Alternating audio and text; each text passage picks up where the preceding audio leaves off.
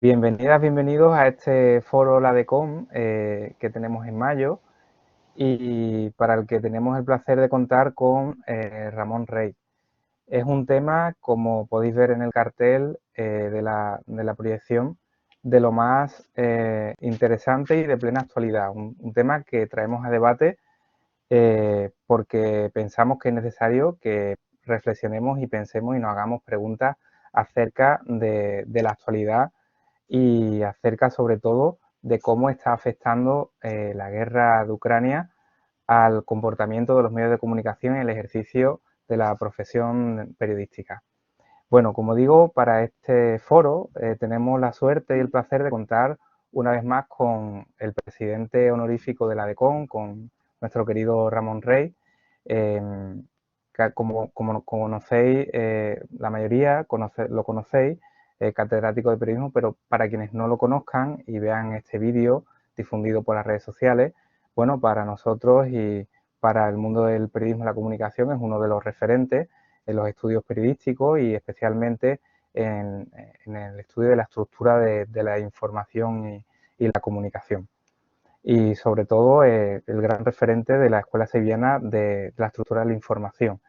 También desarrolla su labor todavía periodística en el Correo de Andalucía, donde escribe a diario una columna y en la cual podéis consultar las reflexiones que viene haciendo al hilo de la actualidad diaria, que quizá no tienen, bueno, esos tiempos, como me comentaba, que tiene la academia, más lentos a la hora también de producir, a la hora de investigar, pero que permiten de una manera más fluida compartir libremente el pensamiento desde el sentido crítico. Así que no me quiero extender más y sin más os dejo con Ramón, eh, que nos trae, como podéis ver en pantalla, este tema de hoy, comunicación y propaganda en tiempos de guerra. Gracias, Ramón. Adelante. Gracias a vosotros y a vosotras, miembros del Laboratorio de Estudios y Comunicación. Gracias a todas las personas que me estén viendo o escuchando en cualquier parte de España o del mundo. Vamos a ver, el título de mi exposición, que procuraré hacerla lo más breve posible, es Comunicación y propaganda en tiempos de guerra.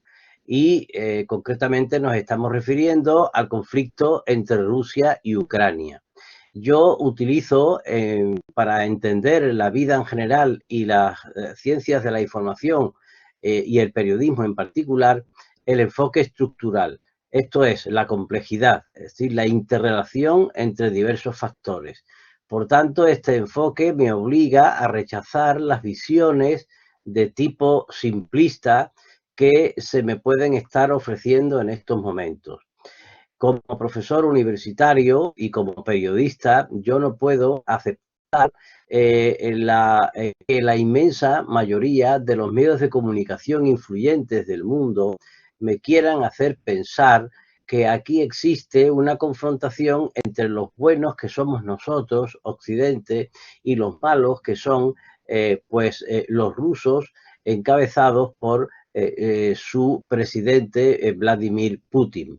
Naturalmente, esta forma de actuar es propio de la propaganda. La propaganda busca la unanimidad en el pensamiento de todas las personas. Pero yo supongo que estoy en una democracia y que en una democracia se puede pensar libremente. No creo que proceda que nos estén inundando en las democracias occidentales y en otras partes del mundo con un discurso que nada tiene que ver con el conocimiento, ni con la propia democracia, ni con los derechos humanos. Y yo, como profesor universitario, no puedo estar de acuerdo con eso. Tendré que matizar muchísimo. No hay buenos ni malos en la historia. Hay hechos, o como decía Nietzsche, interpretaciones de esos hechos. Y esos hechos deben ser interpretados con el mayor equilibrio posible. Yo no niego que desde el punto de vista ético, moral, pues no nos guste a nadie la guerra, ni que maten a nadie, ni de acá ni de allá. Eso a nadie nos gusta. Pero, desgraciadamente, una cosa en la vida son los deseos, las emociones, y otra cosa es la realidad de lo que pasa. Lo que se está haciendo ahora mismo es apelar continuamente a las emociones, que es la forma más sencilla de manipular a la población. Esto no se puede tolerar desde un punto de vista intelectual y académico. Por consiguiente, yo no puedo aceptar eso así como así. Tendré que profundizar más, porque hay una diferencia entre la actividad intelectual y científica y entre el pensamiento común. Yo creo que hay quien piensa que a la gente hay que darle las cosas con muchas emociones para manipularlas. Y eso es tratar a los ciudadanos como menores de edad, con paternalismo. La ciencia social, en este caso, viene por lo menos a cuestionar este tipo de enfoques. Y yo voy hoy a darles a ustedes mi punto de vista, que no coincide con el discurso oficial o no coincide totalmente con el discurso oficial que la prensa occidental en general, los grandes medios de comunicación occidentales en general, no se están proyectando. Voy a fundamentar por qué yo creo que se está enfocando mal este asunto, y se pueden buscar después las causas por las cuales se está enfocando este asunto de la forma en que se está haciendo y no de la forma en la que yo quiero hacerlo, usando mi libertad de expresión y como ciudadano demócrata de un país occidental, es decir, de la parte más democrática del mundo. Y que en ese mundo pues se incluyan todos aquellos países y personas que quieran que estén en cualquier punto del globo, con sus pensamientos particulares, con sus visiones particulares de lo que es la democracia, etcétera, etcétera. Porque también la democracia está en crisis, que sería el tema de otro foro del Laboratorio de Estudios en Comunicación, que está situado, que emite desde Sevilla, España. Miren ustedes, yo creo que debería de haber sido tratada Rusia en estos tiempos contemporáneos desde otro punto de vista, desde un punto de vista más integrador, no considerarla continuamente como el enemigo a batir, el diablo, el elemento negativo. ¿Y por qué pienso eso? Porque me voy al estudio de la historia y le puedo dar a ustedes distintos datos por los cuales se puede observar que Rusia es Europa o ha estado vinculada, es un país inmenso, pero hay una Rusia europea que ha estado vinculada históricamente a Europa. Por tanto, tendríamos que haber tratado este asunto de la invasión de Ucrania desde hace ya muchos años, desde los años 90 por lo menos, de otra manera. Voy a dar datos. Me voy a la historia, Hago la perspectiva histórica, fundamental hacer perspectiva histórica para entender un acontecimiento. Si nos dejamos llevar por la propaganda de los medios que no hacen apenas perspectiva histórica, pues entonces caemos efectivamente en el discurso que pretenden que tengamos. Es una modelación de las mentes que se hace mediante estrategias informativas. Es decir, desde el poder necesita una estrategia informativa para conservarse en el poder. El poder socioeconómico político occidental necesita un mensaje para conservarse como poder y hacerle frente al otro poder, a la otra estructura de poder llamada Rusia. Pero claro, es que nosotros somos los demócratas y tendremos que hacer una estrategia mediática conforme a los derechos humanos. Nosotros no estamos en guerra.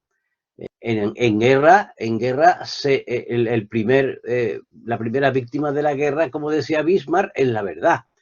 Pero nosotros no estamos en guerra en Occidente, estamos apoyando a Ucrania, pero no estamos en guerra. Por consiguiente, hay que cuestionar toda una estrategia informativa que nos quiere llevar a un pensamiento determinado. Y yo me niego a pensar por sistemas cómo quieren algunos poderes, los poderes míos, yo soy un ciudadano occidental, como quieren mis poderes que yo piense. Me niego a asumirlo sin ningún tipo de crítica, porque mi mente permite ver las cosas de otra manera y no tengo por qué apuntarme a una corriente general. Una parte de ese discurso lo comparto, pero estoy en mi derecho y en mi obligación como investigador universitario a matizar muchas cosas. ¿Por qué creo que se debería de haber tratado a Rusia de otra manera y estamos a tiempo todavía? Miren, como saben de sobra, el Imperio Romano se divide en dos partes, hacia el siglo VIII, séptimo, octavo después de Cristo. El Imperio Occidental Romano, Roma, cae en manos de los que llamamos pueblos germanos y en otros momentos bárbaros, pues, llamados así por los romanos, porque, en fin, carecían de escritura, pero, en fin, es el mundo de la inmigración germana, la penetración paulatina de los pueblos germanos, lo que hace que, entre otros factores, lo que hace que Roma caiga. Pero no cae la parte oriental del imperio, es decir, Bizancio. Los primeros pueblos que conforman lo que hoy conocemos como Rusia, como Rusia, ya comerciaban con Bizancio. Esto es un dato muy importante. Si hacemos un salto en el tiempo, en el siglo X, año 988, en el siglo X, el príncipe Vladimir se convierte al cristianismo ortodoxo griego. Es decir, empieza ya a estar en la órbita nuestra. En 1438 o 1439, la Iglesia ortodoxa griega se unió temporalmente a la Iglesia católica. Había un descontento entre los rusos, pero esto sucedió. En el siglo XVI, Rusia tenía mucho más contacto con Europa occidental. Muchos artesanos europeos trabajan en Rusia, van a Rusia, hay un intercambio entre Rusia y el mundo occidental. En 1553, los ingleses llegan al noroeste de Rusia por mar y comienzan a comerciar con los rusos. En 1563 se introduce la primera imprenta en Rusia.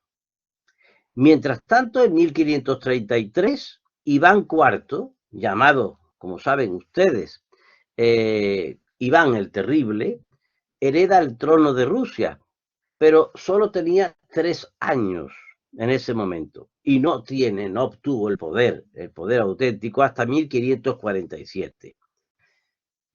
Iván IV fue coronado zar. Zar es una palabra que se deriva de la cultura occidental romana, se deriva de César, del César romano. Iván IV lleva a cabo una expansión por el territorio ruso. En 1667, Rusia conquista toda Ucrania al este de Dnieper, incluyendo a Kiev. Rusia vive cerca el cisma de la Iglesia Católica del siglo XVII y fue influenciada por ese cisma, un cisma que es un cisma occidental. A finales del siglo XVII, Pedro el Grande, de Rusia también por supuesto, toma el poder, viaja a Occidente. ¿Para qué? Para tomar nota de los adelantos que se estaban ya llevando a cabo en la Europa de entonces. Esto de utilizar la palabra Europa es arriesgado, pero lo que hoy conocemos de Europa, había una serie de adelantos ya en el siglo XVII de los que Pedro el Grande de Rusia toma nota. Pedro el Grande se embarca en un plan para modernizar Rusia de acuerdo con lo que había visto en Europa. Construye una marina y en 1696 alenta el comercio exterior, entre otros lugares, con Europa, lo que hoy conocemos como Europa. También alenta Pedro el Grande alenta la traducción de libros extranjeros al ruso, promueve la construcción de fábricas, introduce el calendario juliano. El calendario juliano es el calendario inventado por la Roma clásica con el cual nos regimos nosotros en este momento. Y reforma Pedro el Grande el gobierno y la administración de Rusia. También introduce el vestido occidental en Rusia, estamos hablando del siglo XVII, y prohibió que los nobles rusos, los llamados boyardos, usaran barba incluso. Bueno, es una medida un poco autoritaria, o bastante, pero es una medida que tomó Pedro el Grande. Polonia y Dinamarca, que hoy están en la Unión Europea, fueron aliados de una Rusia que conquistó en el siglo XVIII distintos bastiones turcos, como hiciera, por cierto, España en otros momentos de la historia anteriormente. En el siglo XVIII, Catalina la Grande de Rusia, que era tenida por una mujer tremenda, una mujer muy déspota, era déspota ilustrada. Y ya se sabe que el despotismo ilustrado tenía como lema todo para el pueblo, pero sin el pueblo. Pero el hecho que quiero destacar es que Catalina la Grande en el siglo XVIII tenía contacto con Occidente y concretamente con la Francia del siglo XVIII. Se escribía con Diderot y con Voltaire. Es decir, estábamos en el tiempo del llamado siglo de las luces y Catalina la Grande pues hacía ya ese contacto con Occidente.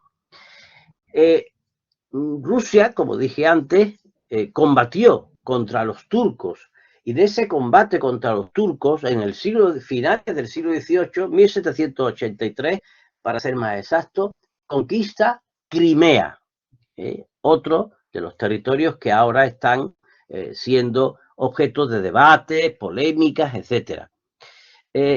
Rusia lucha contra la invasión napoleónica del siglo XIX. Mientras nosotros en España estamos luchando también contra la invasión napoleónica, en Rusia lo están haciendo también. Y al final se vence a Napoleón, pero las ideas de la Ilustración napoleónica, que Napoleón hereda ideas de la Ilustración francesa del siglo XVIII, esas ideas hacen que en España aparezcan los afrancesados, es decir, personas que son partidarias de la Ilustración, de la razón por encima de la creencia, ¿no? La razón por encima de la fe, es decir, que el ser humano vaya pensando por sí mismo, con sus derechos humanos correspondientes, etc. En España a esas personas les llaman afrancesados y tienen que huir de España, muchos de ellos. En Rusia también hay afrancesados, pero no huyen de allí en el siglo XIX, sino que forman, digamos, asociaciones clandestinas que se mueven entre ellos, dejándose llevar por la Ilustración. Es decir, hay un fenómeno que está produciéndose en España y en Rusia al mismo tiempo, como otro ejemplo de la vinculación que tiene Rusia con Europa y en este caso concretamente con España. Las universidades empezaron a llegar a Rusia muy tarde, en el siglo XVIII. Y en el siglo XIX llega la revolución industrial a Rusia, esa revolución industrial que en el siglo XIX encabeza Inglaterra. También empieza Rusia a tener esos gérmenes de siglo XVIII universidades, siglo XIX revoluciones industriales. A partir de 1890, Rusia comienza a convertirse rápidamente en un país industrial y construye un ferrocarril importante que es el Transiberiano, que une Moscú con Vladivostok. Esa obra comienza en 1891, termina en 1905. Alejandro III fue sucedido como zar por Nicolás II. Nicolás II es el zar que ya todos conocemos porque el resto de la historia ya lo sabemos. Nicolás II es un zar que lleva a Rusia a la Primera Guerra Mundial y ahí es cuando se produce la revolución bolchevique. Revolución bolchevique que la inicia un Lenin que no olvidemos también estaba exiliado en Europa. Y marcha desde Europa en el famoso tren hasta Rusia para iniciar esa revolución. A partir de ahí ya todos conocemos pues los 70 años de dominio comunista, el hundimiento del comunismo en 1991, y a partir de ahí el surgimiento de un país capitalista, bien, con un régimen especial, autoritario, encabezado primero por Yeltsin, luego por Putin, y hasta ahora, con sus características. Pero lo cierto es que allí han derribado o cae el comunismo y surge un país parecido al nuestro. Sin embargo, nuestra reacción no ha sido la de acoger a Rusia, sino la de considerarla un enemigo.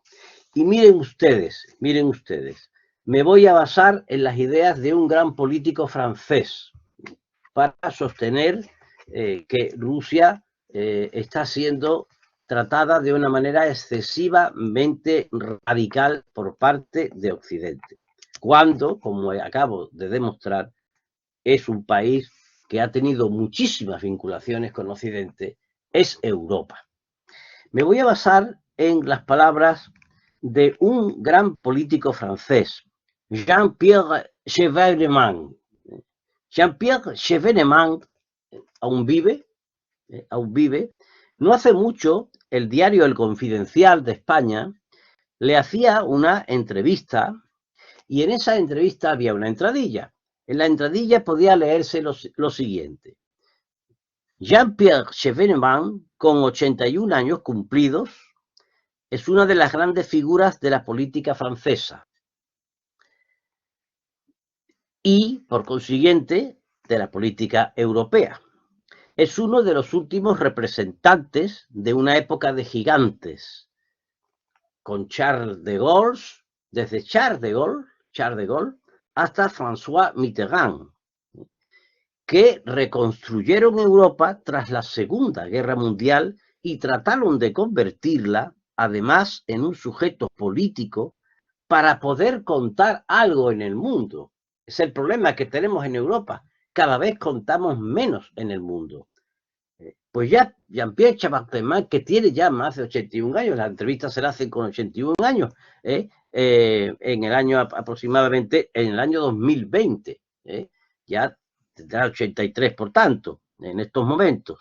Bien, pues este francés del Partido Socialista francés, que fue ministro varias veces en Francia, es uno de los que está luchando para construir una Europa con personalidad propia, para que pinte algo en el mundo Europa.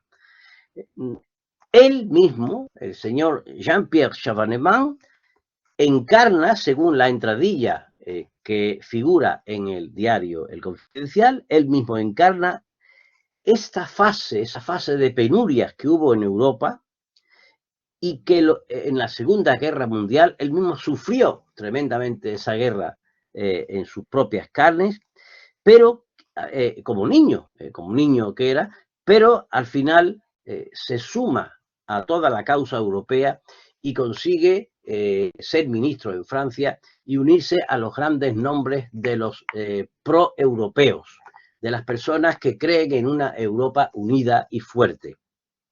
Bien, ¿qué es lo que dice? Yo he extraído de ahí unas frases de la entrevista que se le hizo en El Confidencial a este político francés. He extraído unas frases que me parecen claves para entender mejor el conflicto que ahora tenemos entre Ucrania y Rusia. Jean-Pierre Chevènement dijo lo siguiente en aquella entrevista. Para hacer del euro una moneda de reserva mundial y liberarnos de la excesiva tutela del dólar, la Europa de los 27 no es suficiente, decía el político francés. Y seguía diciendo, debemos reconstruir los lazos con el Reino Unido y, atención, y deducir otros nuevos lazos reconstruir otros nuevos lazos con Rusia. Añadía el señor Jean-Pierre Chevènement: Rusia es un país europeo y Europa, si quiere tener una voz en el mundo de mañana, debe reunir a todos los pueblos de Europa, desde el Atlántico hasta el Pacífico. Por último, quiero destacar, para completar las ideas anteriores, quiero destacar esta también del mismo político que vengo comentando. Debemos resolver los problemas de Ucrania. Año 2020. La guerra estalla ahora en 2022. Debemos resolver los problemas de Ucrania. Debemos asegurarnos de que Ucrania pueda tener un estatus de neutralidad garantizado por todas las grandes potencias. Y luego crear una cooperación con Rusia en todas las tecnologías de vanguardia. Porque Rusia, terminaba diciendo Jean-Pierre Chevènement, porque Rusia es un gran país científico. Es decir, creo que este político no es cualquiera en Europa. Mi interés es Europa. Yo me siento europeo. Y estoy de acuerdo con las palabras del político que acabo de citar. Yo creo que esta guerra que se está produciendo es una guerra que perjudica enormemente a Europa. Y a mí lo que me interesa como europeo es la integración de Europa para hacerle frente a los retos del siglo XXI. De manera que rechazo total y absolutamente la campaña mediática propagandística que desde mi propia cultura, desde Occidente, se me quiere implantar en mi mente, y por el contrario abrazo las palabras de este político, y estoy seguro que hay otras grandes personalidades que a lo mejor ni se atreven a hablar. En este sentido abrazo estas palabras porque a mí me interesa que haya una Europa en paz, y eso significa, pues, lo que ha dicho Jean-Pierre Chevènement. Significa haber llegado a un acuerdo con Rusia y, naturalmente, con el problema de Ucrania. Pero las cosas han sido de otra manera. Y si quieren ustedes, yo no me prolongo mucho más en todo esto, e iniciamos un diálogo, una charla, una conversación, donde podamos hablar qué ha sucedido para que no suceda o para que no tenga lugar lo que ha expresado este político francés. Y estoy seguro que otros grandes estadistas europeos también lo comparten.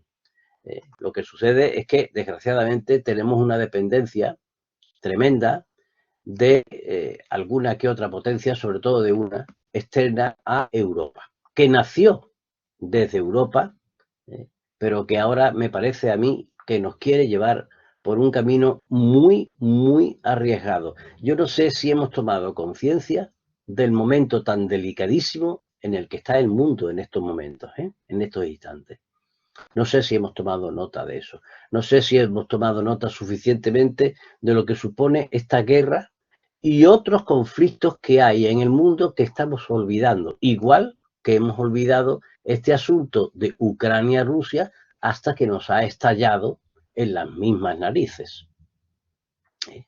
Voy a dejar aquí el asunto para que las personas que están presentes en este foro del Laboratorio de Estudios en Comunicación que emitimos y que trabajamos desde Sevilla, ciudad del sur de España, pues puedan expresarse libremente, y yo, si lo quieren, le contestaré a las observaciones que me puedan hacer o a las intervenciones que puedan ellos y ellas llevar a cabo.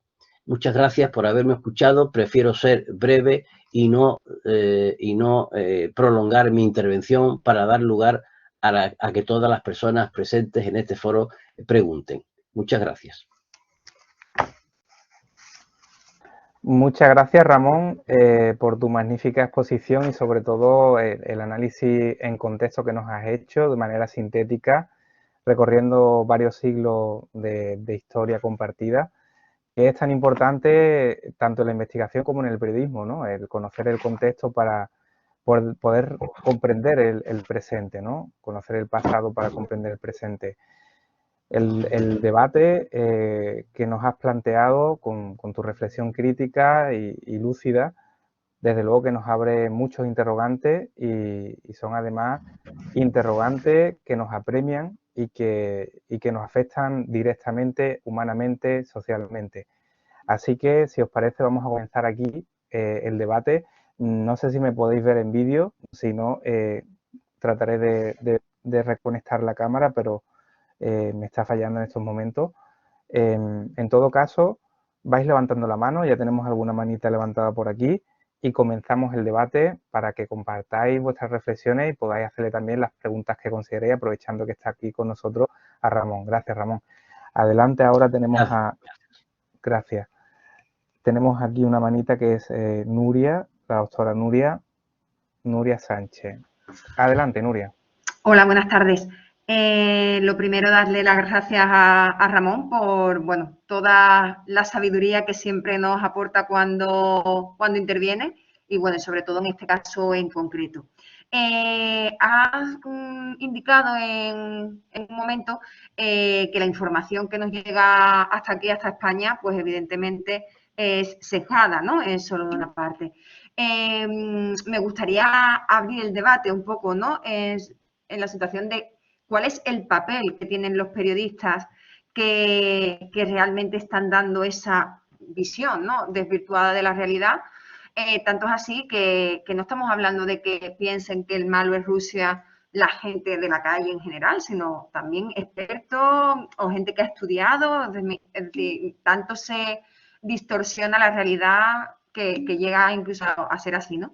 Y quería también destacar que, por ejemplo, RT en Rusia, sabemos que, bueno, compañeros nuestros de Andalucía incluso han estado trabajando allí en la televisión rusa desde hace muchos años, ¿no? Bueno, en Rusia, no en la televisión rusa, sino en Rusia, con una televisión que es de habla hispana y demás. Y esas personas ni siquiera pueden hablar en las redes los han sacado poco a poco, casi ocultos, de lo que está pasando allí, ni siquiera de la situación, ni siquiera para defender a Rusia o para defender que no es exactamente lo que se está contando aquí.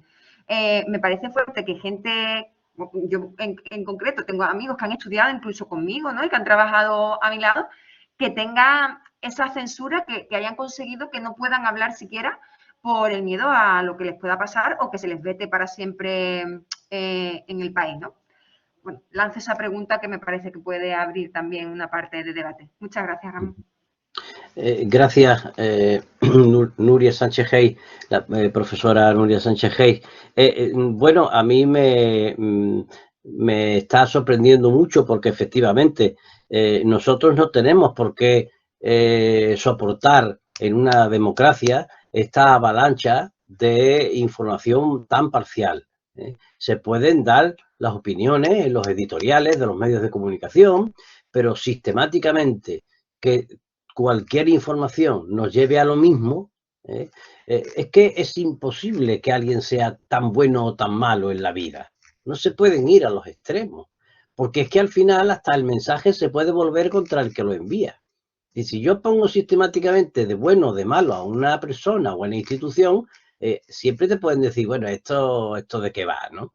Y sobre todo, que los periodistas tengan que escribir al dictado, es tremendo, con lo que ha costado traer la libertad de expresión a Occidente. Todo lo que hemos conseguido en Europa se ha conseguido con sangre, sudor y lágrimas.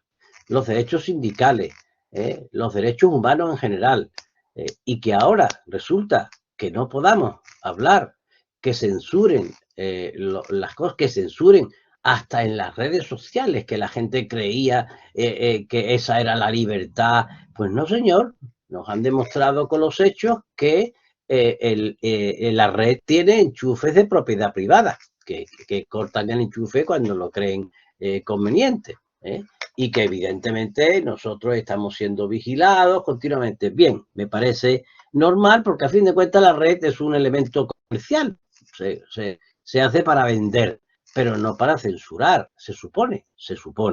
Es decir, por encima, con el pretexto de que el mundo ruso solo emite propaganda, pues se nos impide escuchar la opinión de la otra parte. Pero es que yo tengo derecho a escuchar todas las opiniones, es que como periodista tengo derecho a contrastar lo que pasa aquí con lo que pasa allí. Y además, esa inundación continua de niños que mueren, esa apelación a las emociones, a los sentimientos, a mí me parece que yo, como dije al principio, es un tratamiento eficaz para un régimen dictatorial y totalitario, sí, apelar a los sentimientos de esa manera, pero no para un régimen democrático. El asunto no es nuevo. Yo en mi tesis doctoral estudié la guerra de los Balcanes en los años 90 y sucedió algo parecido, no igual por tanto, a lo de ahora. Se apelaba continuamente a las emociones, se dividía el conflicto entre los serbios, que era la parte negativa, los croatas bosnios, que era la parte positiva, y a partir de ahí, bueno, y se silenciaron pues bombardeos de la OTAN contra Yugoslavia, contra la Serbia de entonces, se silenció cómo se bombardeó la televisión serbia, con los periodistas dentro, que murieron colegas allí, Al Jazeera, es decir, una serie de cuestiones que fueron silenciadas en una guerra no autorizada exactamente por la ONU. Es decir, que es que hemos inventado, después de la Segunda Guerra Mundial, ideamos la ONU para no tener guerras entre nosotros. Y para tener una guerra hay que hacer una declaración de guerra, algo que la ONU prohibió. Esta guerra que está teniendo lugar entre Ucrania y Rusia, no hay declaración de guerra por ninguna de las dos partes. Las guerras que han tenido lugar, las invasiones que ha hecho Estados Unidos en Oriente Medio o la OTAN en general, tampoco ha habido declaraciones de guerra. Aquí cada uno hace lo que le da la gana. Rusia, China, Estados Unidos, hacen lo que les da la gana. Y por tanto se está vulnerando lo que hemos acordado después de la Segunda Guerra Mundial en el año 44-45, el siglo XX, 1944-1945, donde dijimos vamos a intentar no matarnos más entre nosotros. Y menos tirar bombas atómicas. Y sin embargo, estamos ahora andando sobre el filo de una navaja, ¿no? Sí, por si alguien quiere intervenir. Sí. Ramón, voy a retomar yo lo que es la moderación porque Cisco creo que se ha perdido la conexión, está intentando volver, así que me voy a encargar yo. Yo quiero intervenir, pero aparte de eso, creo que había una persona, Fidel López, que había levantado la mano, no sé si ya no la tiene levantada, con lo cual no sé si era por error o no. Le voy a activar el rol de presentador para que si él quería intervenir y nos está escuchando lo puede hacer. De momento, mientras que ya se lo he activado, con lo cual ya en teoría podría. Y si él quiere, Fidel, no sé si habías levantado la mano para intervenir o no, ahora ya sí te vemos. Sí, buenos días, saludos desde El Salvador. Muy bien, saludos. Saludos a Ramón Rey, en verdad que es un gusto estar desde acá. Yo estoy digamos, en escuela, aquí no es una escuela, sino que es la carrera de licenciatura en Relaciones Públicas y Comunicaciones, Universidad Francisco Gavidia.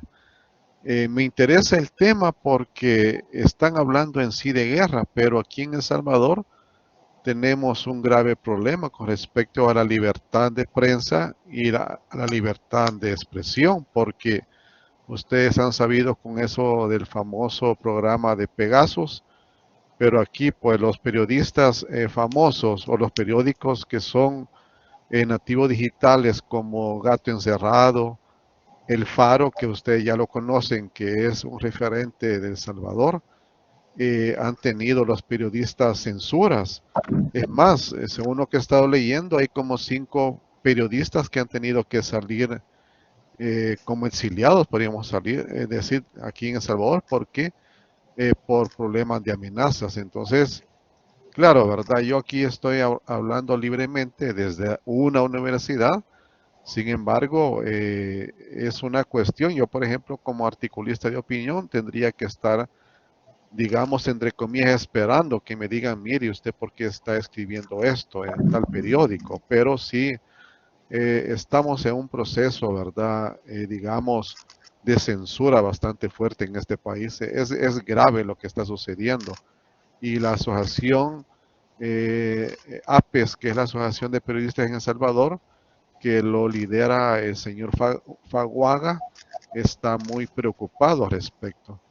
Y pues en verdad que es preocupante, pues porque los que escribimos estamos viendo lo que sucede. Yo felicito a todos ustedes, especialmente a Ramón Rey. Saludos desde El Salvador. Muchas gracias, Fidel, muchas gracias. Y le agradezco mucho que esté presente en este foro. En el Laboratorio de Estudios en Comunicación estamos al tanto, hemos estado bastante al tanto de la evolución de El Salvador, porque 2 de nuestros científicos, me refiero a la periodista Noelia Ruiz Alba y a Juan Carlos Figuereo, profesor en la Universidad de Sevilla, han estado en El Salvador allí comprobando sobre el terreno, pues efectivamente como hay una serie de coacciones a la libertad de expresión, sobre todo en medios de comunicación, pues naturalmente antigubernamentales o no antigubernamentales, simplemente que expresan su opinión o su línea editorial y el gobierno no está de acuerdo. Bueno, curiosamente, como ustedes no son Ucrania, pues ahí están olvidados, ¿no? Pero también está sucediendo algo similar en México desde hace mucho tiempo. Es decir, hay muchos países que bueno, como ustedes son buenecitos todavía, no tienen armamento nuclear, no ponen misiles apuntando a Estados Unidos ni nada de eso, pues entonces están ahí totalmente olvidados. Pero que conste que la realidad está ahí. Lo que pasa es que en Occidente tenemos una mirada ombliguista y no le echamos apenas cuenta a lo que es más importante, que es la actualidad internacional, porque ya, como yo le digo a mis alumnos, la patria de mis alumnos no es España, la patria de mis alumnos se llama planeta Tierra y pueden estar trabajando periodísticamente, en este caso, otros en el mundo de otros campos del saber, pueden estar trabajando el día de mañana perfectamente en cualquier país del mundo. Esa es la globalización. Pero claro, estamos obligados a estar al tanto de lo que sucede en cualquier lugar del planeta. Ahora bien, el mundo mediático occidental nos dice la agenda setting, nos dice lo que tenemos que pensar y lo que no tenemos que pensar, ¿eh? Y cualquier día, si El Salvador hace algo especial que moleste al poder occidental, que es el dueño de los medios de comunicación occidentales más poderosos, entonces ustedes pasarán a ser buenos o malos de la película según estime la estructura de poder mundial, que simplifica inmediatamente las cosas. Yo lamento que haya ataques a la libertad de expresión en El Salvador. No puedo hacer otra cosa sino simplemente estudiarlo y ver las causas de todo el asunto. Muchas gracias a Fidel por la pregunta, por estar aquí y por seguir también esta sesión, yo creo tan interesante y tan actual, ¿no? que estamos viviendo. Y por poner también de manifiesto que hay muchos otros temas, hay muchas otras situaciones que evidentemente deberían tener un foco mayor del que tienen y creo que eso tiene también mucho que ver en relación, y por ahí va a ir mi pregunta a Ramón, creo que eso tiene también mucho que ver con la...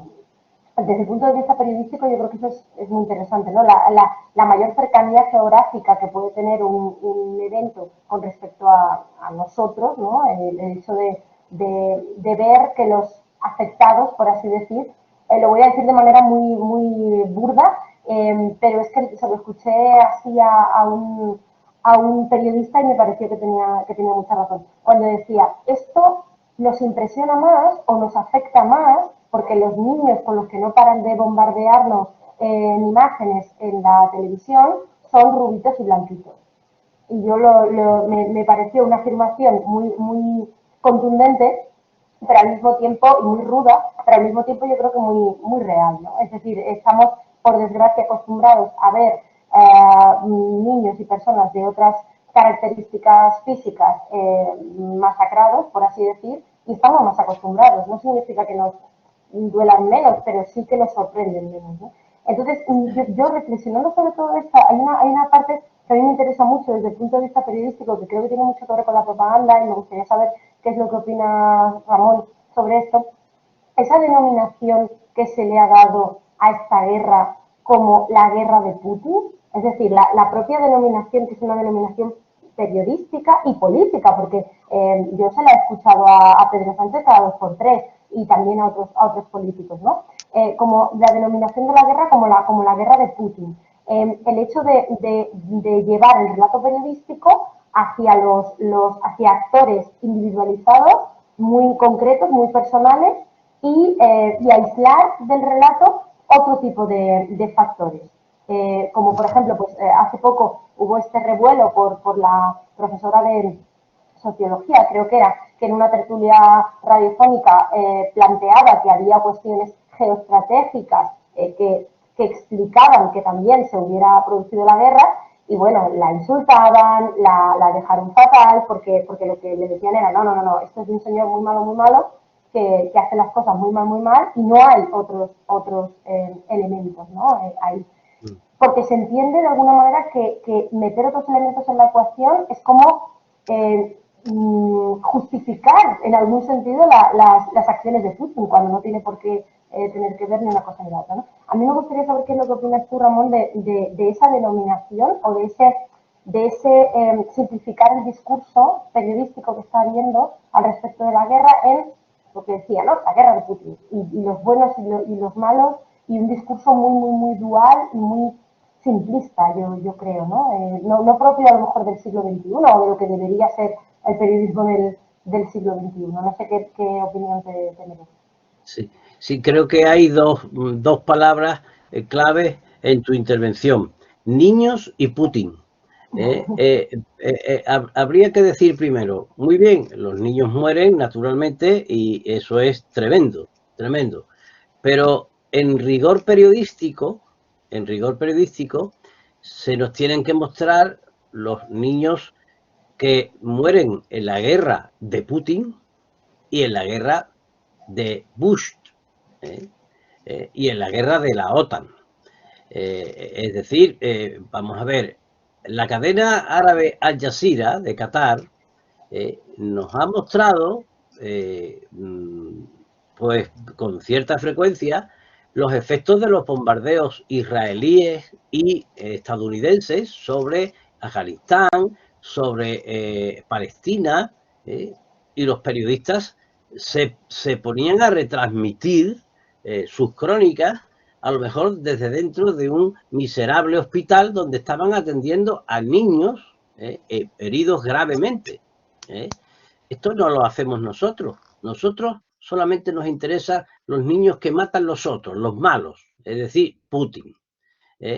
Por tanto, desde el punto de vista del rigor periodístico, hay que contarlo todo. Todo lo que pase. No lo que nos interese a nosotros, sino lo que pasa. Esa es la obligación de un periodista, de ponerle a sus receptores todos los elementos delante de las noticias, todos los elementos, y que sea el receptor quien juzgue. Lo otro se llama manipulación y propaganda. Y una de esas manipulaciones consiste en lo que tú has dicho, simplificar el asunto. ¿Cómo voy a decir la guerra de Rusia? Mejor decir la guerra de Putin. Es decir, siempre, yo ya escribí un libro que le titulé Dioses y Diablos Mediáticos. Sí, el mundo mediático crea dioses y crea diablos. De pronto una persona o una institución es tremendamente buena de forma continua. Putin es tremendamente malo. No solamente malo, es paranoico y esquizofrénico. Es decir, se estudia la psicología de Putin desde Estados Unidos a través de un señor psiquiatra que es esquizofrénico. Y este señor, sin entrevistarse con Putin, sin ponerlo en un diván ni nada, está diciendo que es paranoico, etcétera, etcétera. Es decir, se trata de simplificar las cosas derivándolo todo hacia una persona. Y de camino también hacia los llamados jerarcas, que es la estructura de poder, que rodea a Putin. O sea, se intenta que esa estructura de poder que rodea a Putin lo deje de apoyar para que Putin caiga. Los jerarcas, por tanto, los llamados jerarcas rusos, multimillonarios, mil millonarios, son también culpables en la guerra de Putin. Pero claro, entonces había que explicarle a las personas todo bien. El señor Hitler, con el cual se compara a Putin, inmediatamente sale la comparación con Hitler. Putin, Hitler. Bueno, pues digamos toda la verdad. ¿Quién llevó a Hitler al poder? El voto de la gente, sí, pero ¿quién más? La estructura de poder de Estados Unidos. Había empresas norteamericanas colaborando en multinacionales, colaborando en la Alemania de Hitler y las grandes empresas de poder alemanas. Estos son los que llevaron a Hitler, luego se les escapó de las manos. Es decir, vamos a ver, si hablamos de las cosas, hablemos bien de todo, pero no le demos a las personas solamente una visión, la que nos interesa, para que piensen como nosotros queramos, porque eso no se llama democracia, eso se llama totalitarismo y dictadura. Entonces, la guerra de Putin va encaminado a eso, a que todos digamos, ahí hay un señor maligno. Pero claro, si nos molestamos en complicarnos la vida, porque el que se complica la vida lo quitan de en medio. Y estoy pensando en Julian Assange, que además, nosotros ya conocemos las atrocidades de los malos, pero él nos ha puesto por delante las atrocidades de los buenos, de nosotros mismos, del ejército norteamericano en concreto. ¿Y qué está pasando con Julian Assange? Pues que se está muriendo en la cárcel, se está pudriendo allí. Y ahora anuncia a Inglaterra que lo va a mandar a Estados Unidos, a donde él ha dicho que si lo llevan lo van a matar allí. ¿Y qué es lo que ha hecho Julian Assange? Filtrar a la prensa cosas que son de interés público. No hablamos ya. Cuando yo hablo en clase a las jóvenes generaciones, ya no saben prácticamente nadie quién es Julian Assange.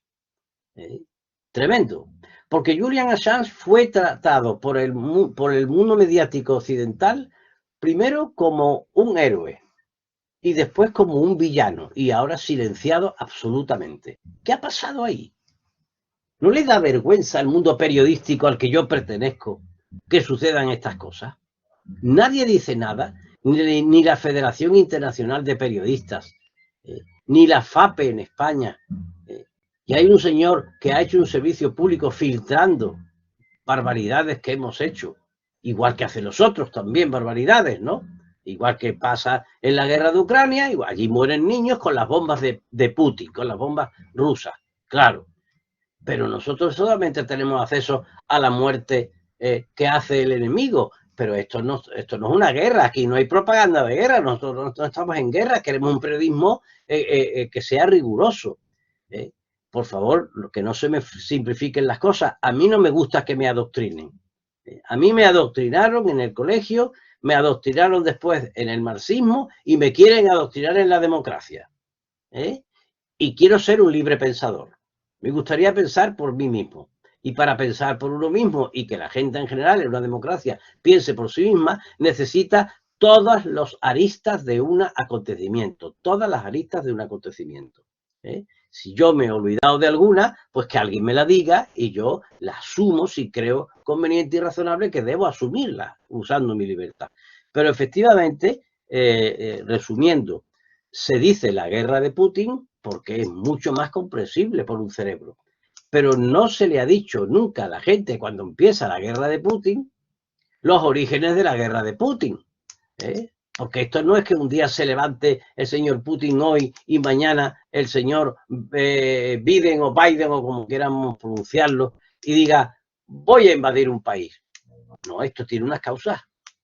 Esto tiene unas causas. No hay nadie que se levante así, a menos que sea efectivamente un señor de otro siglo y diga voy a coger a mi ejército y voy a invadir el país de al lado. No, esto hay un proceso histórico de años que la gente no sabe. La gente cuando empieza la guerra ruso-ucraniana ignora de dónde viene todo eso. 2014 para acá no sabía nada, claro. Si no se sabe, el que no sabe historia es fácilmente manipulable. Si no se sabe nada y de pronto se produce una invasión de un país, Rusia, que invade Ucrania, pues es muy fácil dividir la cuestión en buenos y en malos. Ya está. Ya está. Pero esto es como si sentamos en un juicio a una persona y el juicio está ya de antemano. No hay juicio, es decir, ya se supone que el señor que es acusado es el malo y ya está. No hay atenuante, no hay nada, no puede intervenir el abogado defensor para decir algún atenuante, para hablar de una perspectiva histórica, nada. Este señor es malo y se ha terminado y todo el mundo tiene que pensar eso. Y si no piensa eso, si no piensa eso, veremos a ver qué hacemos con esa persona que no piensa como queremos nosotros que piense. Bueno, hay que rebelarse contra eso. Pacíficamente, con la palabra, pero hay que rebelarse. Claro, sobre todo para intentar también, pues lo que decía Ramón, ¿no? Del pensamiento crítico y que el pensamiento crítico no esté coartado, no tenga por qué estar coartado o estar eliminado por un discurso determinado, porque entonces no estamos hablando de democracia, ¿no? Independientemente de que eso, ahora mismo le voy a dar la palabra a Daniel Moya, que la está pidiendo, pero independientemente de que eso no nos permita juzgar lo que consideramos que está mal como malo, como algo que evidentemente es una acción negativa, pero otra cosa es intentar analizar de dónde viene esa situación, intentar ver todo esto, ¿no? Y juzgar en ese sentido. Le voy a dar la palabra, y además me hace mucha ilusión darle la palabra de esta manera, al doctor Daniel Moya, porque es la primera vez que lo presento como tal, para intervenir, así que la palabra es suya. Muchísimas gracias, doctora Noga Lepocio, de que te correspondo y ahora ya entre rango, ¿no? me hacía ilusión escucharlo por primera vez. Y a mí decirlo. Bueno, en primer lugar quisiera darle las gracias a Ramón por este viaje en el tiempo. Yo estaba como un niño chico estrenando zapatos. El viaje en el tiempo que nos ha hecho me ha parecido magnífico, ¿no? Y pues de verdad que íbamos como una especie de transiberiano transtemporal, ¿no? Ahí recorriendo siglos. Este foro la verdad que me parece un caramelo, ¿no? Muy interesante. Creo que además parte de las bases del laboratorio de estudio en comunicación, ¿no? El análisis de las estructuras de poder y sus implicaciones. Yo simplemente quería participar con algunas reflexiones a raíz de la experiencia también docente, ¿no? Y también pues como un poco como observador, ¿no? Me llama mucho la atención, ¿no? Y lo venía pensando. Yo ahora mismo pues estoy dando la asignatura de redacción periodística, radio y televisión. Y en el informativo de radio pues se les pedía que hicieran una editorial, ¿no? Muchos de ellos han tratado el tema de Ucrania, del conflicto en Ucrania, y todos han presentado siempre la misma visión, ¿no? Además con ese grado de personalismo hacia Putin y no había una visión alternativa, que evidentemente pues los editoriales son la opinión libre, ¿no? del informativo que ellos han considerado hacer, pero me llama la atención que no había ningún tipo de visión alternativa y son futuros periodistas, ¿no? Me llamó mucho la atención esa uniformidad en el mensaje, evidentemente muy impregnada de las horas y horas y horas de consumo mediático que tienen, no solo a través de radio o televisión, sino sobre todo de redes sociales. y pues ese es el discurso, no he observado ningún tipo de cuestionamiento, ¿no? O de salirse un poco de ese discurso. Han ido quizás a un editorial mucho más sencillo, ¿no? Claro, este asunto de Ucrania a mí me llama mucho la atención porque Estados Unidos ha lanzado el anzuelo y Europa se lo está comiendo. Porque al final esto a Estados Unidos Estados Unidos solo se mete en guerras que siempre le pillan lejos, ¿no? Nunca se mete en guerras que le pillan cerca, ¿no? A mí esta reacción de Rusia, cuando pues estratégicamente Estados Unidos se está acercando, me hubiera gustado saber cuál hubiera sido si Rusia es la que pone bases militares en México, ¿no? Me gustaría saber cuál era la reacción de Estados Unidos, ¿no? Entonces, bueno, pues sin justificar ni mucho menos la guerra, que como decía Ramón, pues desde un punto de vista moral es completamente reprochable, sin olvidar que Rusia es un estado gobernado por la extrema derecha, porque Putin no es un señor precisamente comunista, pero hay que buscar o intentar entender todas las aristas, ¿no? Europa está jugando aquí un papel un poco de títere estadounidense, ¿no? No pinta mucho. Hubiera sido muy interesante integrar a Rusia. Entiendo que integrar la Unión Europea a Europa le supone un problema de proporcionalidad por población, tema de Parlamento Europeo, de cantidad de diputados, escaños, que entre otras, una de las razones por las que considero que Turquía está vedada en ese sentido a pesar de los intentos de este país. Pero todo esto, lo que me lleva a mí es una reflexión que yo vengo haciendo de estas semanas, que ya trasciende al mundo de los medios de comunicación, ¿no? Y a mí esto sí me ha llamado mucho la atención porque es verdad que no lo recordaba al menos con la claridad con la que lo estoy observando ahora, ¿no? Que es posible que yo esté equivocado, que es una percepción que tengo ahora por bueno, el momento temporal en el que estoy.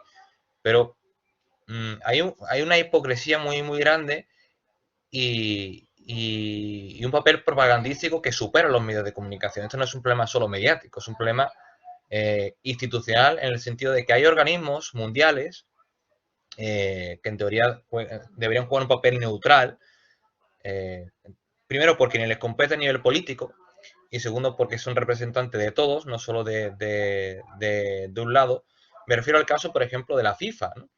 La FIFA en su momento determinó expulsar a Rusia del Mundial, que por cierto se celebra en Qatar, que no es precisamente el mayor ejemplo en términos de derechos humanos, es bastante reprochable también como Estado. Sin embargo, Rusia queda expulsada del Mundial. No sucede lo mismo con otros países que están en guerra, como puede ser el caso de Estados Unidos o como podría ser el caso, por ejemplo, de Arabia Saudí, que está en una guerra permanente con Yemen, ¿no? También hay una hipocresía o un doble rasero en ese sentido con países como, por ejemplo, Israel, con el que nos unen mucho menos vínculos históricos de los que hemos ido repasando con Rusia. Sin embargo, es un país que habitualmente sí lo integramos en Europa. No solo desde el mundo deportivo, por ejemplo, en el que los equipos israelíes participan en competiciones europeas, sino, por ejemplo, ahora que tenemos esta semana otro fenómeno cultural, ¿no? Que también construye identidad, en este caso europea, como Eurovisión. Israel participa asiduamente en Eurovisión.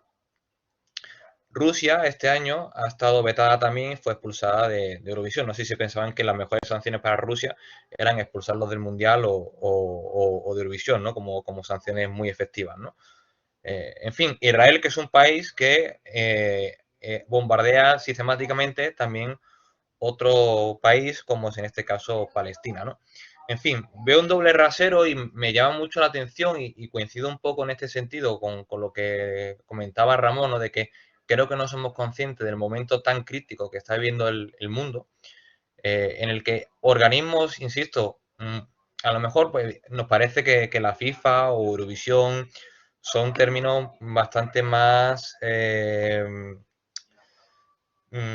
livianos o, no sé, hasta banales, ¿no? Porque al final pues, es un deporte en este caso, el otro el mundo de la cultura a través de la canción, pero son elementos que tienen también muchísima influencia, mucha más influencia que algunos medios de comunicación. Hay mucha gente que no lee medios de comunicación, pero va a ver el Mundial de Qatar. Claro, todo ese arsenal propagandístico en el que hasta Rusia queda expulsada por las salvajadas que efectivamente está cometiendo, pero no así otros países que también están igualmente involucrados en otros conflictos, sí van a poder participar, ¿no? Entonces, es simplemente la reflexión que me ha ido llevando, no sé cómo percibe también Ramón esto, ¿no? Este hecho de este tipo de organismos, como la FIFA, como Eurovisión, que explícitamente han tomado partido político que en teoría no les corresponde, o al menos si les corresponde, que está muy bien, que lo hagan también en todos los sentidos, ¿no? Bueno, vamos a ver, Daniel, hay una estrategia, por lo menos yo lo veo así. Por una parte, hemos dicho, vamos a bloquear los intereses socioeconómicos de los jerarcas, de los llamados jerarcas rusos, para que como dije antes, para que ellos, que son los que sostienen a Putin en el poder, gracias a lo que ha hecho Putin por ellos, ¿no? Pues para que a ver si se rebelan contra Putin y termina esta guerra. Pero también hay otra estrategia. Vamos a privar a la gente en general, al pueblo ruso, de aquellas distracciones, de aquellas aficiones, de aquellas pasiones que tengan. Y el deporte es básico para esto. Por tanto, ¿qué se está buscando aquí también? Que el pueblo ruso se rebele contra Putin.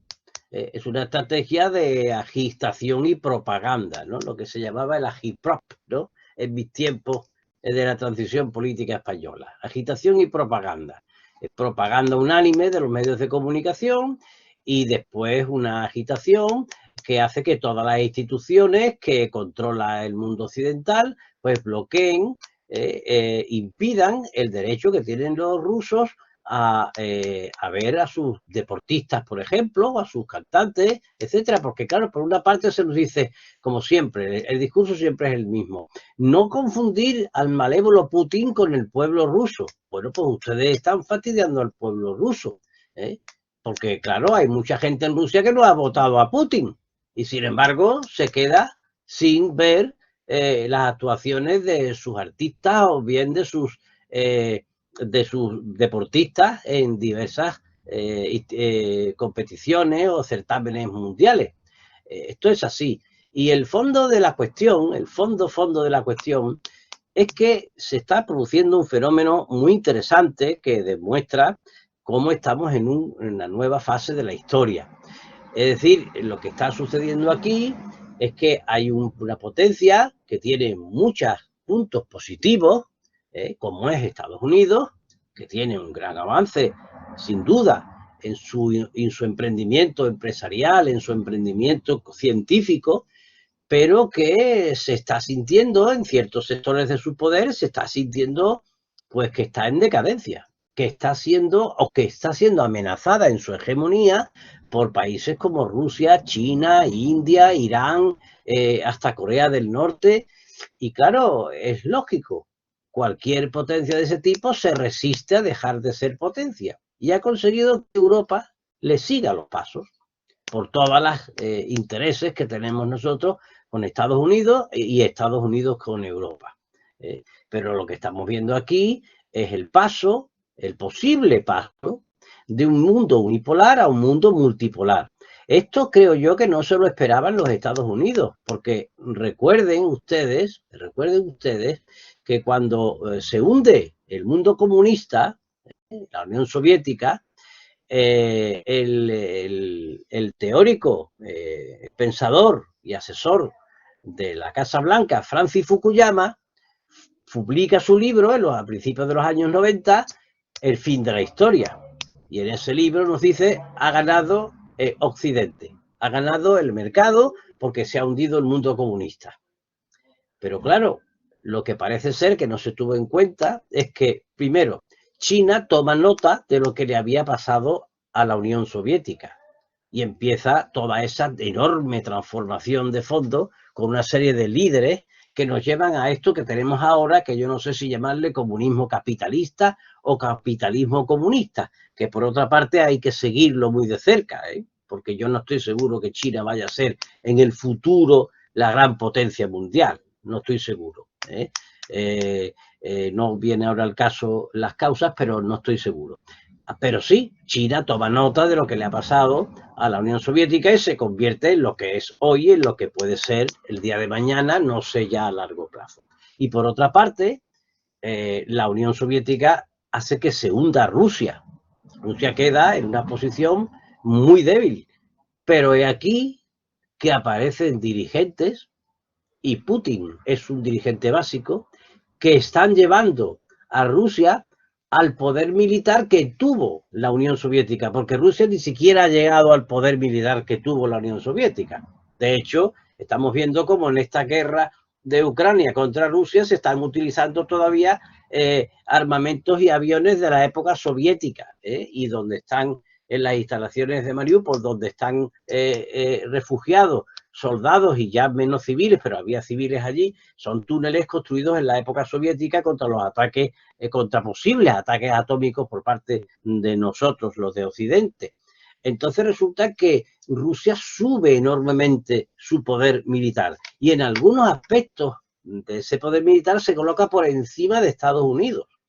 Entonces Estados Unidos dice, ¿qué pasa aquí? ¿Qué pasa aquí?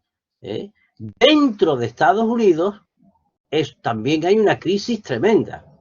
No olvidemos que no hace mucho se produjo en Estados Unidos una convención de personas simpatizantes de los ultraconservadores, del ultraconservadurismo, y en esa convención había políticos, altos políticos republicanos, y allí se vitoreó a Putin.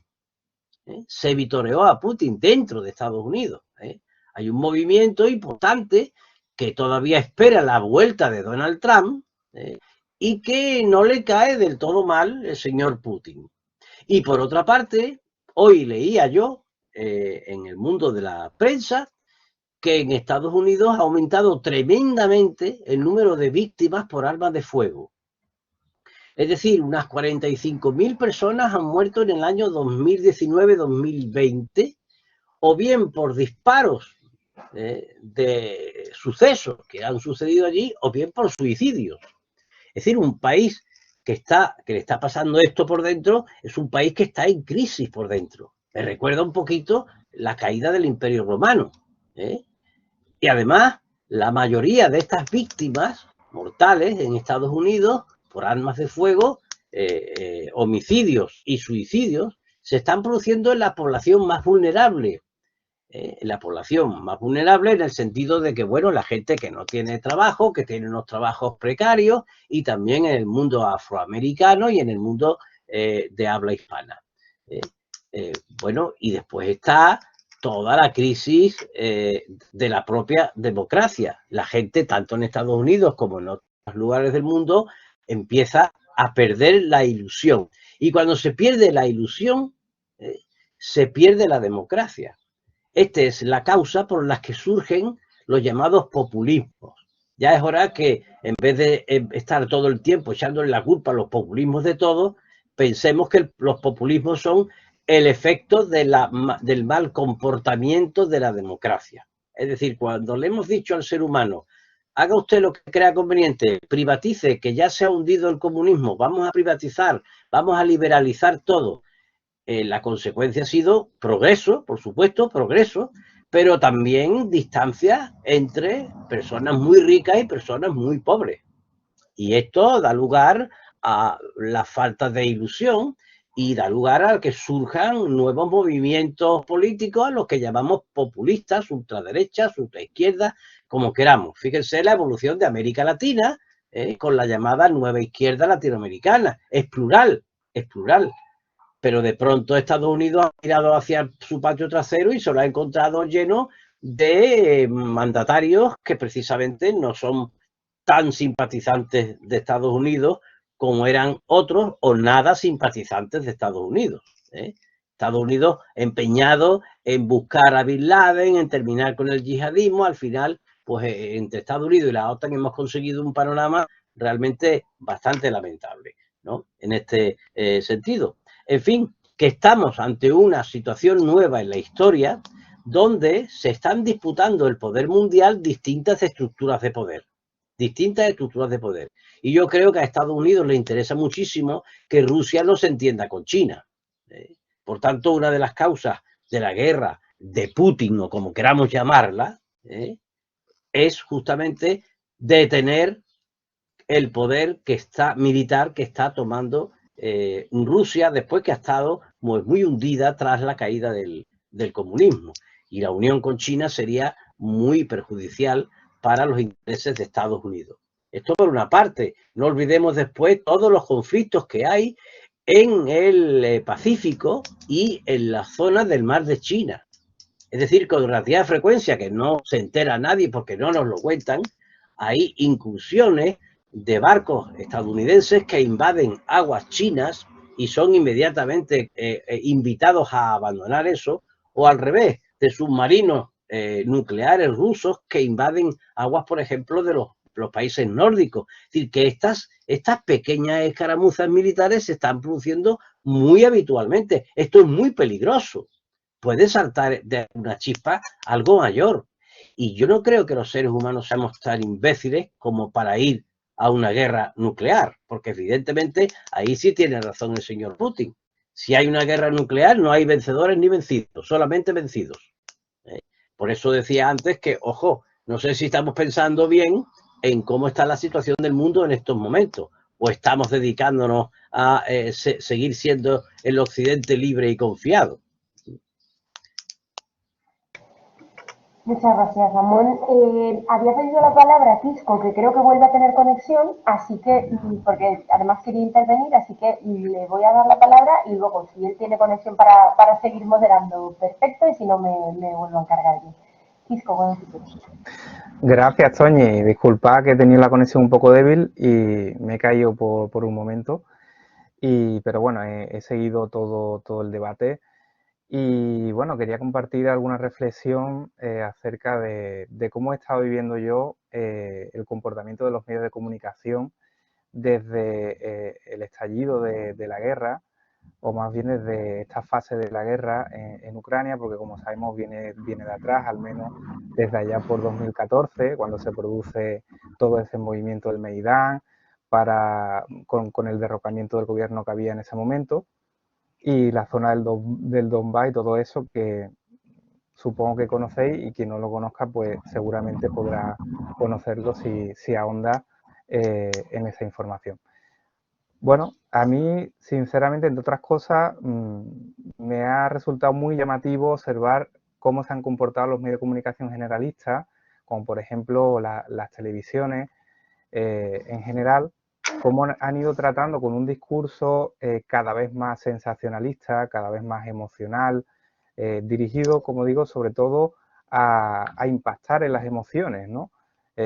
Con programas de televisión en los que se repiten continuamente las mismas ideas y se presentan además, como digo, no desde el análisis complejo, informativo, riguroso, muchas veces sencillamente viene introducido con música de fondo, con efectos de fondo, con imágenes impactantes, con pantallas y efectos también visuales, que de algún modo construyen una imagen del conflicto simplificada, como habéis estado comentando, ¿no?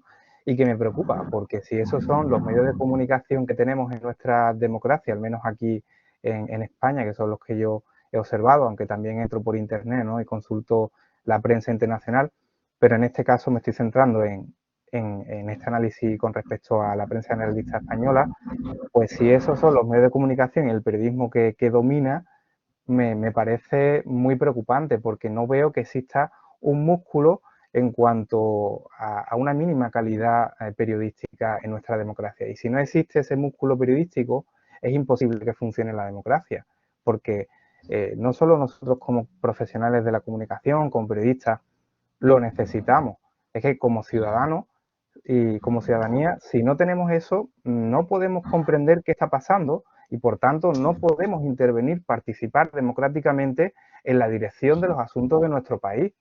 Ahora mismo eso me parece gravísimo. Y como digo, he observado una visión maniquea, completamente maniquea, en la construcción del relato acerca de un conflicto que es sumamente complejo. Y hemos visto que es complejo aquí con tan solo algunas pinceladas sintéticas que nos ha hecho Ramón Rey en el tiempo reducido que ha podido, históricas, haciendo ese barrido histórico de la complejidad que hay en las relaciones entre Rusia y Europa, en las relaciones comerciales, en las relaciones culturales y en las relaciones también de seguridad.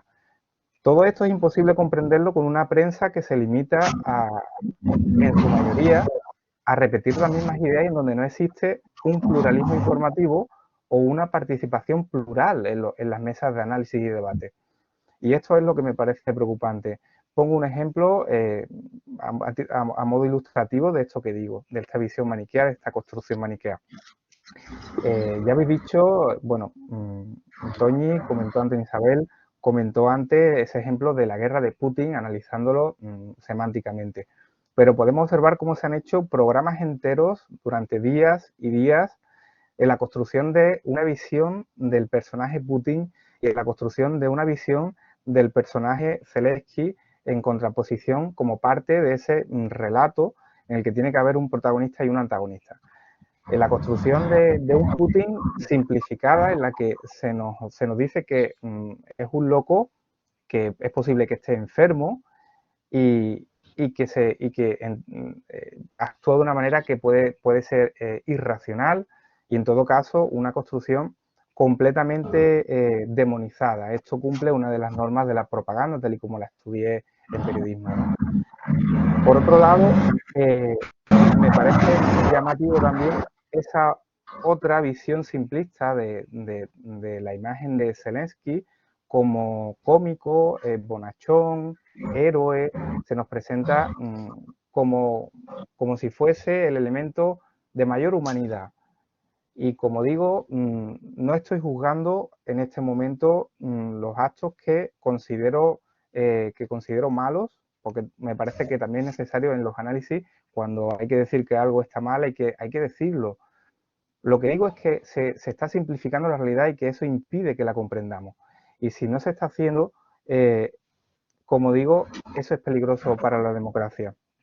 Entonces, ante esta falta de músculo periodístico, esto no sé qué piensa Ramón, qué pensáis, me parece muy preocupante. Otros dos ejemplos que quiero traer a título ilustrativo. Mientras se produce este conflicto en Ucrania, al mismo tiempo se están produciendo otros conflictos que también nos afectan directamente a España, como es el conflicto del Sáhara. Lo tenemos aquí. Y me parece vergonzoso y me parece increíble cómo al mismo tiempo, paralelamente, en el mismo periodo histórico, en el mismo tiempo lineal en el que estamos sufriendo la guerra de Ucrania y participando desde la distancia, de un modo directo o indirecto más bien,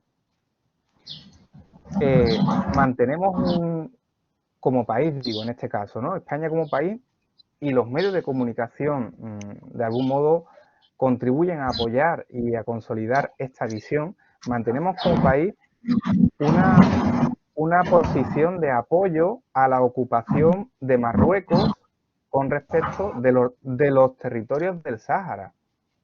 Me parece increíble que, por ejemplo, este acontecimiento histórico en la historia de España se esté produciendo al mismo tiempo y no pase absolutamente nada y la población, bueno, recibe estos mensajes que me parecen completamente contradictorios porque estamos hablando de dos ocupaciones, en cierto modo, o una invasión y una ocupación, pero en cualquier caso de una potencia que interviene a otro país en ambos casos y en cambio como país estamos manteniendo posturas muy diferentes en una especie de esquizofrenia desinformativa que pasa completamente por alto, ¿no? Como consecuencia de esta falta de periodismo que estoy observando. También habéis puesto el ejemplo de Israel, de cómo Israel viene ocupando los territorios de Palestina y haciéndolo con una crueldad y con una contundencia tremenda, ¿no? Durante años y años, y sigue haciéndolo mientras ocurre la invasión de Ucrania. Pero en cambio, nuestra posición como países occidentales, y esta visión sobre todo, a esto me refiero, es la que transmiten los medios de comunicación generalistas en su mayoría, nuestra posición es mirar para otro lado. Es más, es apoyar de algún modo haciendo esto a Israel en su ocupación. Es decir, como países que forman parte de Occidente y que formamos parte de la OTAN. Apoyamos de algún modo porque estamos permitiendo que eso ocurra y no lo estamos denunciando. Entonces, con unos medios de comunicación así, con un periodismo así, en donde, y pongo el último ejemplo ya para que podáis hablar el resto y sobre todo Ramón comente a ver qué le parece, en los que incluso hemos experimentado la censura por parte de la Unión Europea, censura de los medios de comunicación rusos. Esta forma de actuar que lesiona completamente nuestro derecho fundamental a la información, con esto, ¿cómo podemos funcionar en democracia?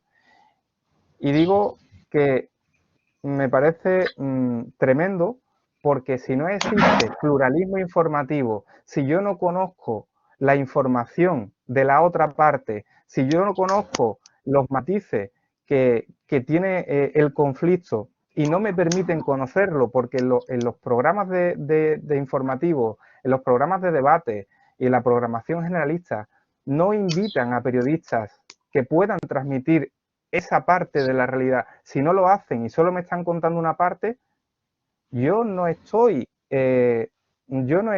disfrutando del derecho fundamental a la información. Es más, estoy sufriendo una lesión gravísima de ese derecho como ciudadano.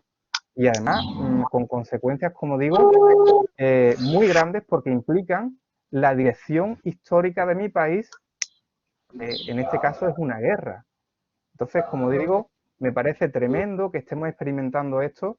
He puesto solo esos 3 ejemplos, pero me parece cualquiera de ellos tremendo, porque el calado y la gravedad humana que tiene esta guerra en Ucrania, las personas que están muriendo en Ucrania y todas las consecuencias que trae y que nos afectará también a nosotros, me parece que merece que sepamos lo que se está contando allí y que exista un periodismo de verdad riguroso, con pluralismo, que nos permita conocer como ciudadanía la información compleja y no la propaganda simplista de lo que está allí sucediendo. Entonces, bueno, he puesto esos ejemplos en esta reflexión, Ramón. No sé qué opinas sobre ello. He querido compartir en este caso mi reflexión personal y análisis, cómo lo he estado observando por encima estos días de la guerra. Sí, sí, gracias, Quisco, el doctor Francisco Javier Martín López, para hablar en términos académicos. Interesante lo que dice, pero todos lamentamos estas cosas. Lo que pasa es que cuando pensamos desde un punto de vista de nuestra línea propia de investigación, la que cultivamos casi todos en el Laboratorio de Estudios en Comunicación, lo pensamos fríamente y nos damos cuenta de que esto tampoco es tan extraño, aunque estemos en la democracia.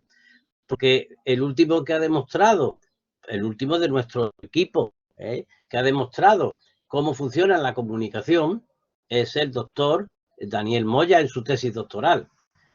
Nosotros sabemos desde hace ya mucho tiempo, la gente lo intuye, pero no lo sabe con datos, porque evidentemente el poder mediático no se lo va a decir, pero nosotros sabemos que los medios de comunicación son negocios, son grandes empresas, por lo menos los más destacados y los que tienen más influencia sobre la opinión pública.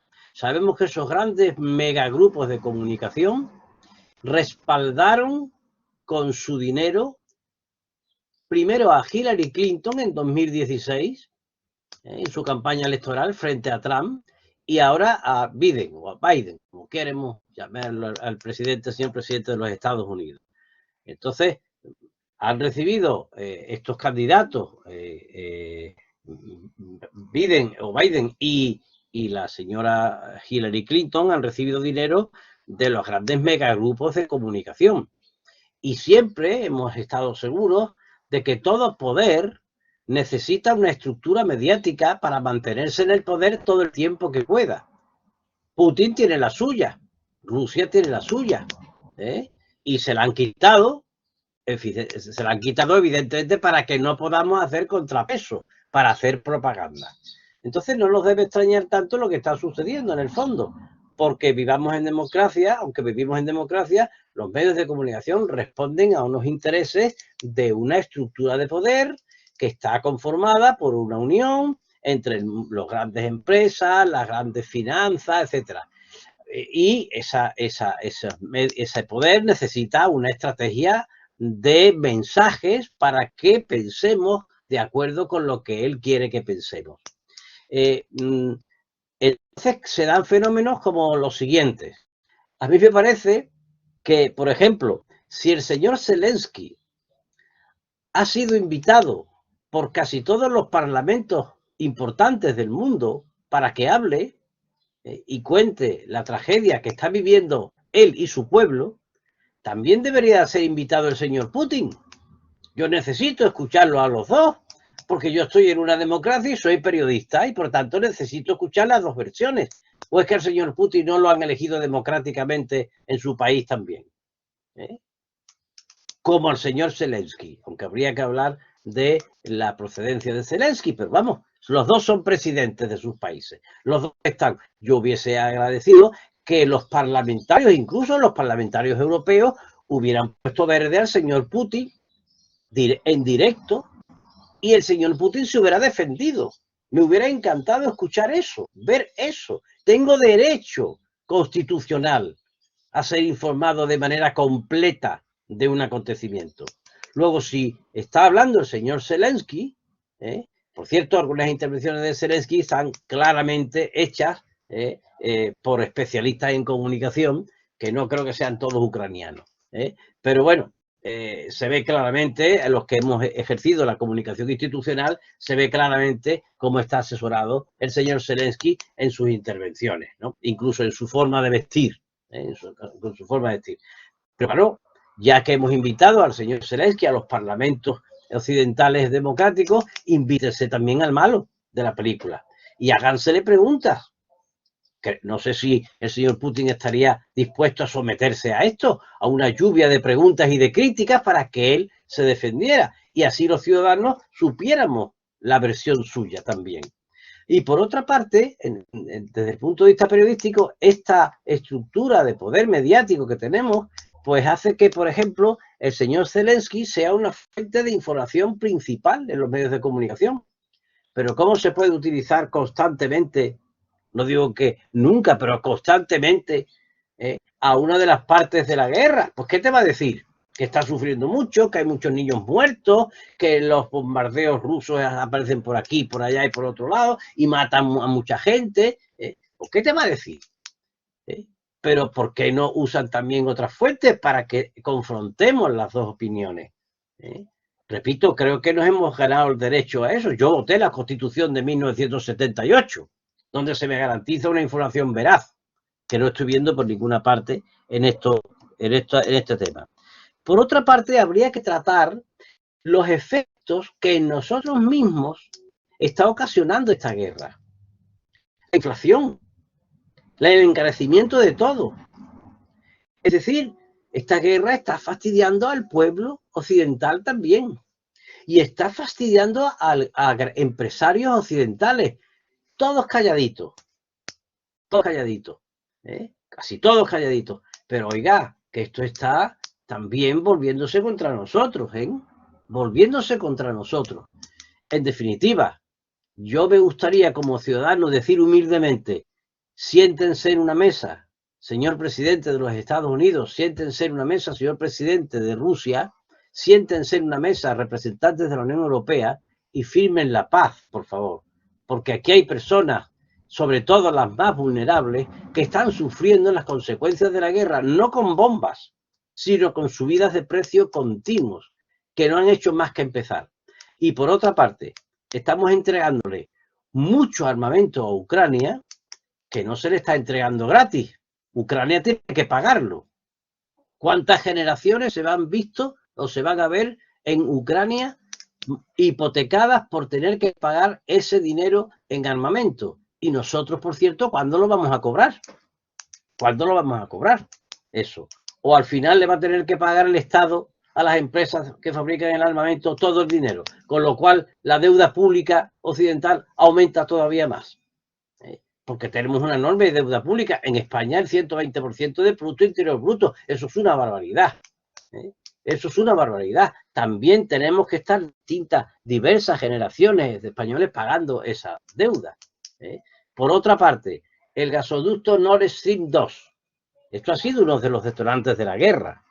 El gasoducto Nord Stream 2, como se sabe, era una obra, y ha sido una obra que permitía que el gas ruso viniera directamente desde Rusia a Alemania sin pasar por Ucrania. Es decir, tuberías por debajo del mar para llegar a Alemania. Esto era un intento que hizo Merkel de colaborar con Rusia para que el gas llegara directamente a Alemania. Ya nos ahorramos el paso por Ucrania, que hay que pagarle a Ucrania unos miles de millones de euros todos los años porque pasa el gas por su territorio, porque pasa el gas por allí. Entonces, ahora se hace un gasoducto, el Nord Stream 2, que pasa por debajo del mar. Eso no le ha gustado para nada a Estados Unidos. Y resulta que ahora estamos importando gas licuado en barcos, que es mucho más caro que el gas que nos proporciona Rusia. Es decir, ¿aquí qué está pasando? ¿Quién paga la guerra? Pues, por supuesto, en primer lugar, Ucrania, que le están matando a la gente a bombazo limpio. Pero hay otro tipo de forma de matar a la gente también, que es subirle los precios continuamente y que no puedan llegar, peor todavía, más dificultad para llegar a final de mes. Y encima los impuestos que hay que pagar al Estado, etcétera, etcétera. Es decir, ¿esta guerra qué sentido tiene para Europa sobre todo? Porque, insisto, yo me siento europeo y quiero defender a Europa. Y creo que defender a Europa no es ponerse a los pies de los Estados Unidos. Cuando Estados Unidos es un país nacido de Europa, que tendríamos que ser los europeos los que le dijéramos a Estados Unidos lo que tiene que hacer. Así de claro. Sí, vamos a ver, hombre. ¿Esto qué es? Yo me siento europeo, tengo una tradición europea. Es el país, es la zona del mundo del Renacimiento, de la Ilustración, que ha luchado siempre contra toda la tiranía que nos ha impuesto desde la Edad Media distintos regímenes, sistemas, y ahí hemos estado luchando y peleando y conquistando el mundo, y ahora estamos como estamos. Hay un mundo oriental que está en alza. Un mundo oriental, China, Tailandia, están en alza. ¿Nosotros qué estamos haciendo? Una guerra que está perjudicándonos a nosotros mismos y al mismo tiempo muriendo seres inocentes en Ucrania y en Rusia, porque se han ido de allí montones de empresas y han dejado mucho paro en Rusia, porque no pueden hacer nada, están bloqueados. ¿Esto qué es? ¿A dónde nos lleva esto? Oiga, tentar a un país que tiene armas nucleares con las que puede destruir el mundo en un momento es muy arriesgado. Esto no es una invasión de un país cualquiera como ha hecho Estados Unidos a lo largo de toda su historia. Esto es poner contra las cuerdas a un país que tiene un armamento nuclear inmenso. Cuidado con estas cosas. Yo lo que quiero es una paz para Europa. Quiero que mi continente, mi patria europea, esté en paz, sencillamente. Ese tipo de preguntas, Ramón, y estoy de acuerdo, son las que pienso que hacen falta que nos hiciésemos y que aparecieran más en los medios de comunicación, ¿no? Creo que vas al fondo del asunto. ¿Qué está pasando? ¿Y quién paga esto, no? Son preguntas que van a la parte económica, que al fin y al cabo es la que estamos viendo los hilos del conflicto y de la guerra. Y por eso me parece, como comentaba antes, especialmente grave que la ciudadanía, en este caso la ciudadanía española, al no tener información veraz, plural, del conflicto, no pueda participar en la dirección histórica que toma nuestro país, cuando sí que vamos a sufrir las consecuencias. Vamos a sufrir y la estamos sufriendo. Y cuando estamos participando por la toma de decisiones de nuestros líderes en una guerra que está dejando muchas muertes y muchos seres humanos que están sufriéndolo. Entonces, somos de algún modo corresponsables de lo que está pasando, pero sin la información veraz suficiente y rigurosa, no podemos participar en esa dirección como ciudadanía, como sociedad. No podemos participar en darle una dirección diferente al conflicto si consideramos que no es la dirección correcta. Personalmente pienso que, bueno, yo no tengo una varita mágica con la solución, pero bueno, no sé si me escucháis en este momento, creo que me está fallando la conexión. ¿Se me escucha? Tu voz se escucha, Me tu ha voz fallado se por un momento escucha. la conexión, no estoy seguro de si me Tu podéis escuchar imagen en se ha este momento. tu imagen se ha congelado, Quisco, pero tu voz se escucha.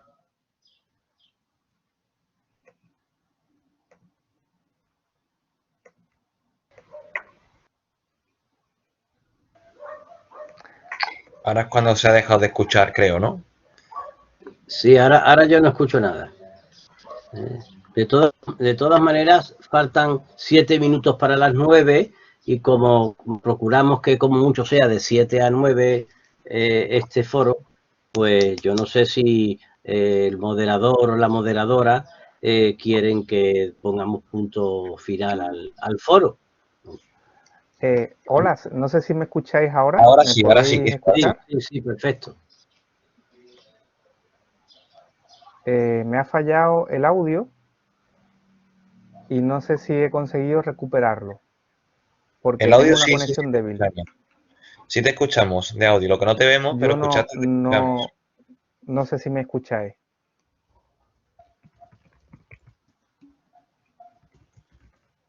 Vale, ¿me escucháis? Sí, se te escucha. Sí. Vale. Bueno, disculpadme que he tenido una mala conexión de nuevo y se me ha caído la conexión. Y bueno, no sé, he perdido un poco el hilo de lo que estaba comentando antes.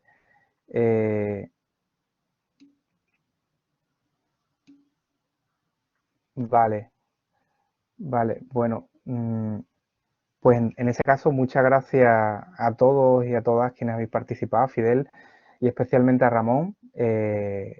Siento haber tenido esta conexión un poco más débil al final. Muchas gracias, creo que es un debate que nos ha llevado a preguntas importantes y que sin duda daría para mucho más, ¿no? Hemos ahondado en esas cuestiones que nos llevan a cuáles podrían ser las causas del conflicto y las consecuencias, ¿no? Y sobre todo, pues hemos hecho un ejercicio de libertad de expresión, de libertad de pensamiento que hace mucha falta, especialmente en nuestra sociedad y en el mundo de nuestra profesión periodística. Muchas gracias, Ramón, y muchas gracias a todos y a todas. Gracias a vosotros, gracias. Un abrazo.